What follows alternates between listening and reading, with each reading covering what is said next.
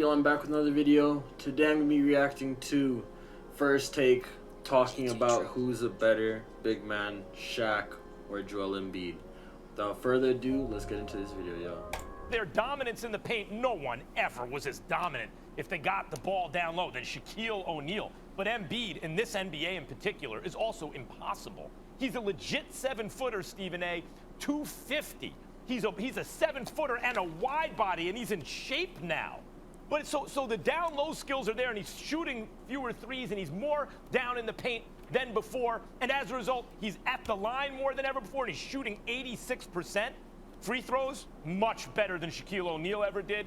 And even though he's shooting fewer threes, like 2 or 3 a game, 2.5, 3 threes a game, he's hitting them at like 40% or a little better even right now, Embiid. The difference primarily between Shaq and Embiid in terms of all-around skill is Embiid can shoot. In fact, there's never been in the history of the NBA a 7-footer who's a big 7-footer, not a power forward, a center, who can play with his back to the basket with the all-around skills of Embiid. You know, I'm cheating a little bit there because Duncan and Olajuwon more like, you know, a little shorter. Embiid, I was about to say Hakeem Olajuwon, but he was like 6'10", 6'11". can do everything you want a center to do. He's the most skilled, legit 7-foot wide body ever. My response to that is Joel Embiid can shoot the ball better away from the basket. He's clearly a better free throw shooter. And so if you want to look at it from a skilled perspective, meaning they're both over 7 feet tall and Embiid could do a little bit more, will I argue with you when you made the points that you make? No, not at all. Here's my retort to it, however. I don't give a damn. It means nothing. Because it ain't about what you can do. It's about what you actually do. And Shaquille O'Neal was 7'1", 320 pounds, was a man amongst boys, and played like it every night for the vast majority of his career. He treated you like the child that you were compared to him. He wasn't some pretty boy with a curly afro pulling up from 20 or 23. He wasn't sitting up there trying to dance and dribble the ball on the perimeter and had to wait until a coach got fired and they got tired of getting swept in the playoffs to learn that you're supposed to have your big butt down low and be a man amongst boys. I recall Joel Embiid going on national television and saying, Shaq's right. Get your big behind back down in the post and be a man and manhandle these young boys. Because compared to you, they are boys. You making them look like men because you're not playing as hard as you can play. You are not dominating them, which was why Shaq at the time, about a year and a half ago, Max, if you recall, sat up there and said if he had to take off his Superman cape and give it to somebody, it would have been the Greek freak Giannis Antetokounmpo, because he goes in the hole and treats boys like they are boys. What we're seeing from Joel Embiid now, you applaud him for it, Max. And I'm not saying he doesn't deserve it because I love Joel Embiid. What I'm saying is that it also illuminates what he hasn't done. But he could have done it all along. Did he gain extra pounds? Did all of a sudden he acquire skills he didn't have? These things that you're seeing from Joel Embiid right now are skills he had last year, skills he had the year before, skills he had the year before that. And when healthy, he still didn't use them. So when you sit up here and you talk about Joel Embiid and what he's doing, what you're missing is that the ultimate indictment against him is that he didn't learn and acquire something new. Doc Rivers came to the Philadelphia 76ers and said, yo, what the hell are you doing? Get the ball and do what you're supposed to do. You're talking. See,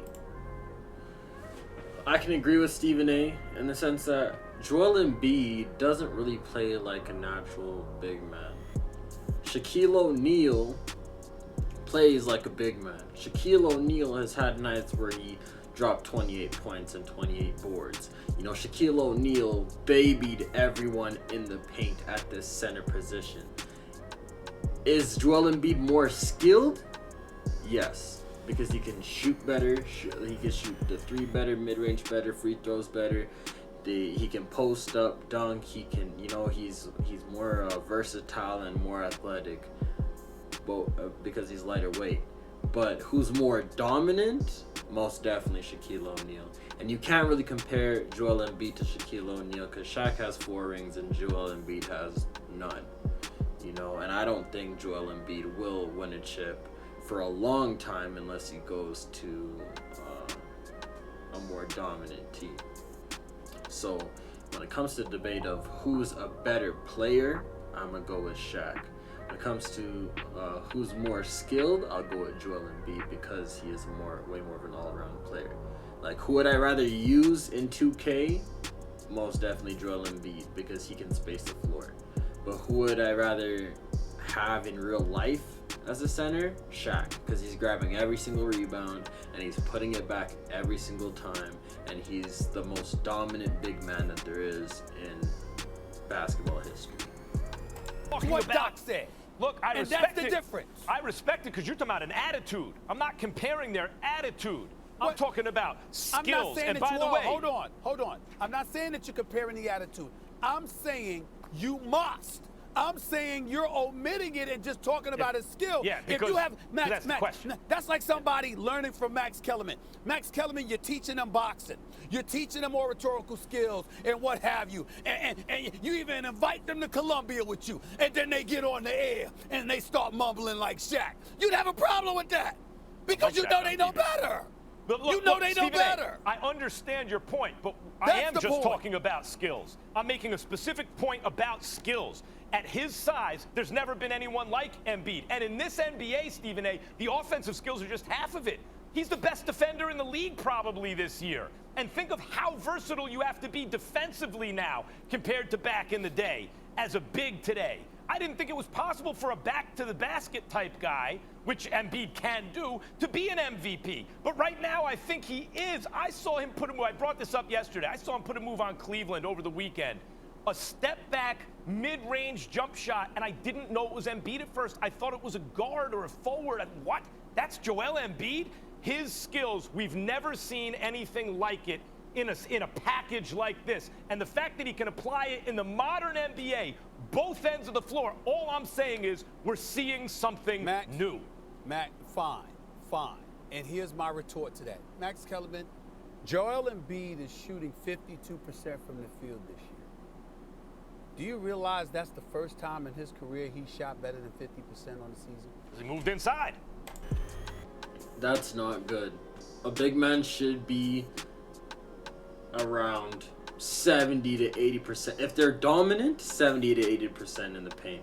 Because of the fact that if you're a big man and you're under the basket, you're only shooting the ball a foot in front of you, if not just dunking it, So 50% is actually really bad for a center. So I know the point that Stephen A is about to make, because back a few years ago, and probably even now to this day, the majority of back to the basket bigs that played in the game, their field goal percentage was above 70%, at least above 75, 80% sometimes when they're really dominant. Like, if you look at Giannis's field goal percentage, it's high as hell because all he does is play in the paint. So Joel Embiid shouldn't really be at 50 or even 60%, because even 60% is too low for a big. Shaquille O'Neal shot better than 52 or 50% from the field the first 17 years of his career.